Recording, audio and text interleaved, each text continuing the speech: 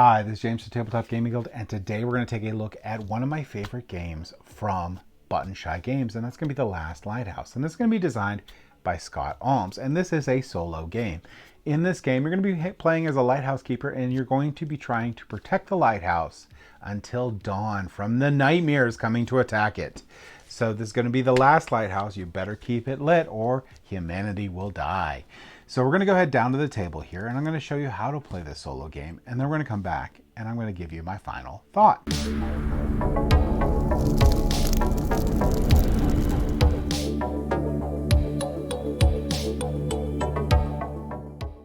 All right, so this is the last lighthouse.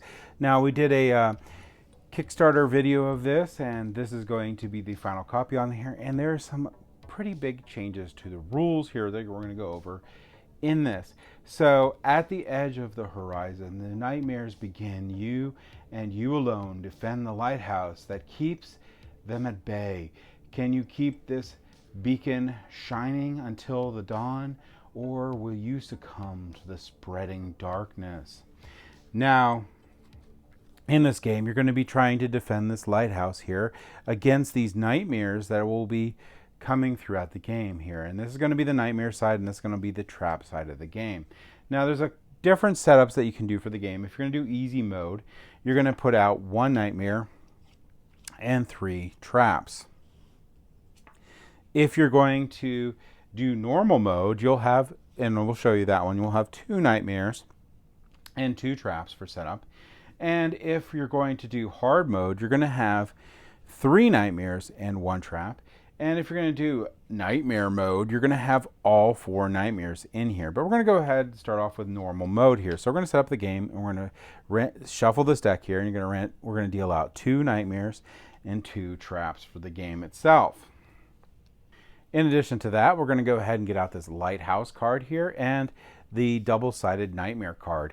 And we're going to place this on the 6, so we're going to show that we're going to have 6 health through the game. And this is going to be the gauge for our health, and it's going to move up and down throughout the game. And what we're going to try not to do is get it up to here where the skull head is. And if it makes it to that skull, we're going to immediately lose the game. So we have this deck here. We're going to go ahead and deal ourselves out 4 cards. And when we look at these cards, we're going to be looking at them on the trap side, not the nightmare side. In addition, it's important to point out, too, that when we first set up this game, we're going to ignore when-placed abilities. So this one here has a when-placed ability. We're going to ignore it when we set up the game. But when we place out new nightmares, we can't ignore that. That's going to occur. So gameplay for this is going to go over rounds here until we run out of a deck. When we run out of the deck here, if we are still alive, we win the game. Otherwise, we've lost the game if we have died. Gameplay, your goal is to keep the lighthouse lit throughout the night.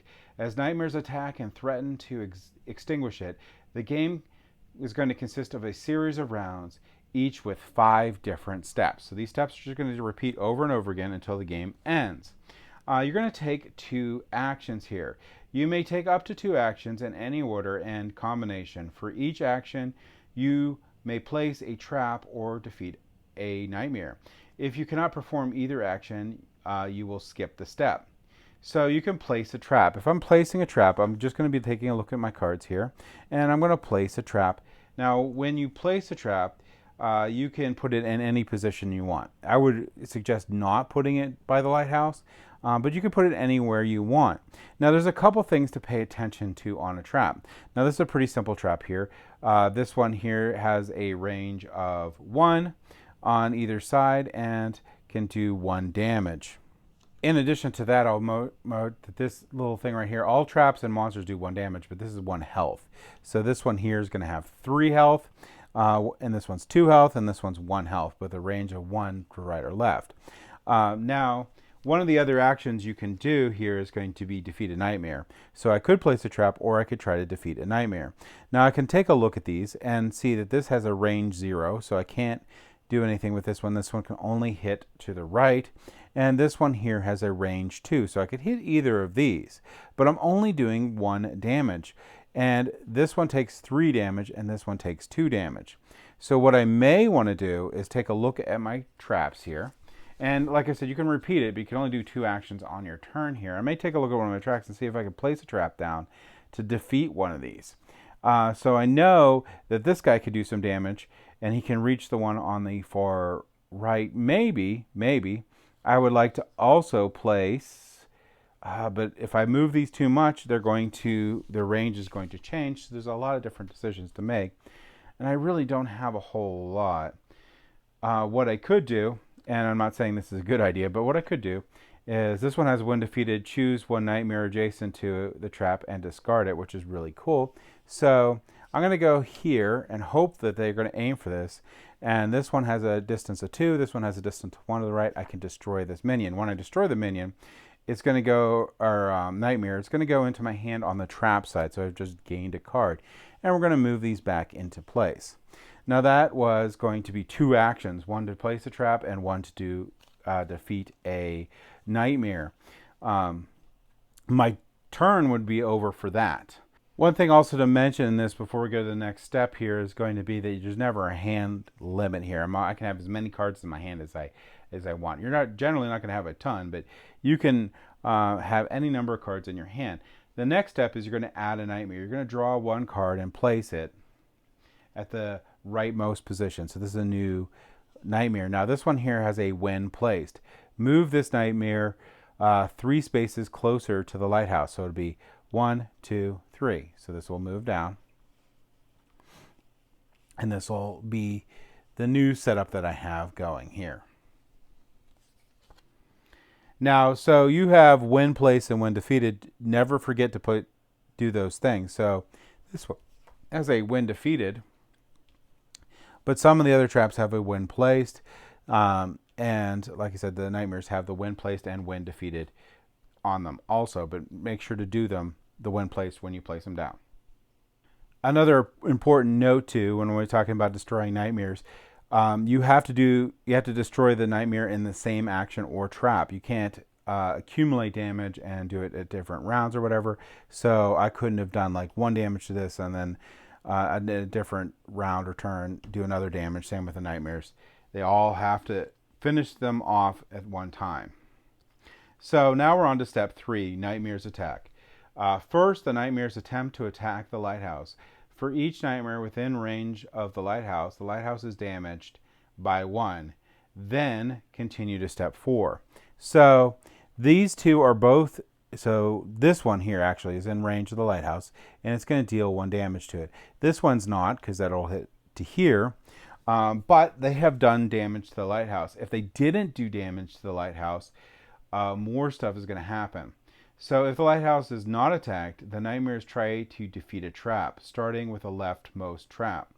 Nightmares attacks are like trap attacks. Each nightmare can deal 1 damage within its range. So let's say I didn't hit the lighthouse for some reason. These two would attack this trap and it would be destroyed. But it did do damage to the lighthouse, so we skip that. All right, so one thing that I would mention too is if they did defeat this trap, then the defeated text would fire off, and I would get that ability immediately before it is destroyed.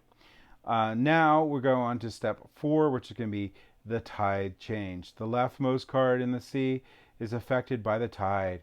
If it's a nightmare, move it to the right side so it'll stay around. If it's a trap, remove it. So the trap would be removed here. So these would all move back down. Then we're going to survey the sea. If there's 4 nightmares in a row anywhere in the sea, the lighthouse takes another damage. Right now, we have 2 nightmares, so we're okay. All right, so let's go through the next round here. So the next round I have up to 2 actions here. This one can attack either this one or this one. They're both in range. But this is a 3 and a 1. So the first thing I could do is I could destroy this one here. And then I would get this in my hand. Move that down, so my first action there. The next thing I might want to do is I will go ahead and I don't have to do both, but I will go ahead and place this one down for future stuff because now I have a lot going to the right here. So my turn would end because I took 2 actions in here. I couldn't defeat this guy, so it's going to come up and it's going to deal another damage to my lighthouse. Now I'm down to 4 health. All right, then we're going to go ahead and we're going to go to since it did damage the lighthouse, it's not going to defeat a trap. Then we're going to go ahead and look at the sea here. We're going to move this guy over, and these traps will move down.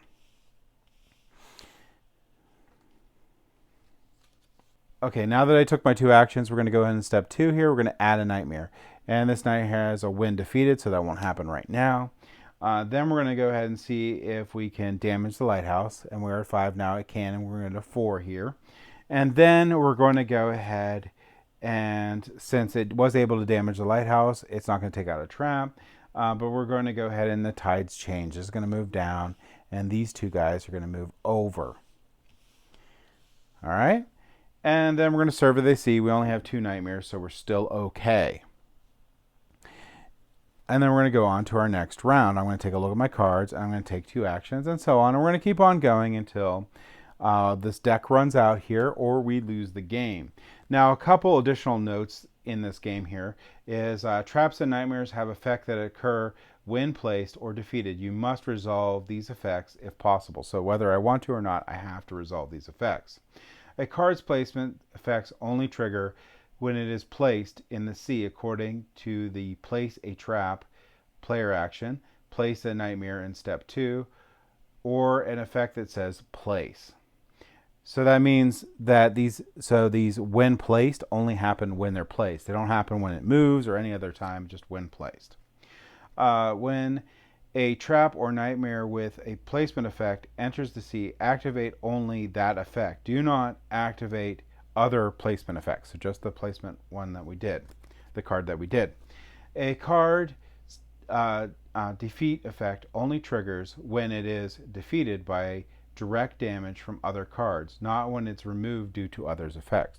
So if I remove a card due to another effect, so I had this trap here that said when defeated, choose one nightmare adjacent to the trap and discard it, it's not defeated. As cards enter the sea, shift the existing cards to make room as needed. As cards leave, shift the remaining cards to close the gap. So just basically keep your line as the game goes by.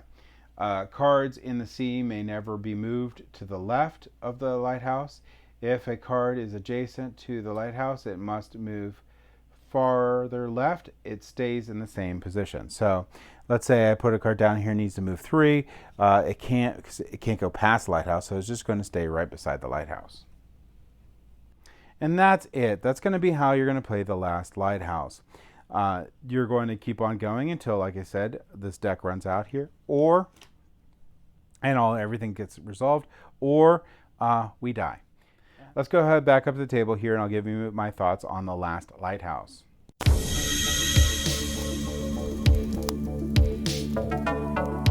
All right, so that was the last lighthouse.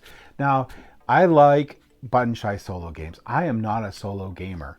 I don't really play a lot of solo games, but I find myself more often than not playing some of the button shy solo games. They just hit like a sweet spot for me. They have a lot of strategy. They have a lot of replayability. They're portable, and they don't take a whole heck of a long time to play. They play with generally all of them within 15 to 20 minutes. And this is no exception. In fact, this one is my favorite. Even with the new rule changes from the playtesting and stuff they had from the Kickstarter, I think the game even got better, and I loved it with the preview copy. I really like all the strategic decisions that you can make during the game to try to keep that lighthouse from going down. Now, in the normal mode, I think that's not actually all that hard to defeat the nightmares and keep the lighthouse alive. It's definitely the place you want to start for the game, but you're going to probably want to gravitate more to the heart of the nightmarish level for the game for most of your games after that. And it does become very challenging for those, and a really cool puzzly element to the game that you have to figure out each time. And since these cards are dual purpose, the amount of replayability through this game is through the roof, because as you shuffle those things, you're gonna have different nightmares out. And some of the nightmares, when you start the game, you're like, wow, thank you that they actually came in the setup so I don't have that when placed ability triggering. So really cool, really a lot of fun. I'm going to be playing this a lot into the future. I've played the preview copy a lot. I'm going to be playing this copy a lot. if you're looking for a great solo game that it doesn't take a long time to play, that's highly portable, you can just play anywhere. So if you're sitting down at a restaurant just waiting and you got nothing to do, this is a great game to entertain yourself while you're waiting, or at other times. This is going to be a great solo game. I really can't stress how much this game is really good. I really, really like it, and I highly recommend it if you're looking for a solo game. And that was the last Lighthouse and my thoughts on it. Thank you for watching.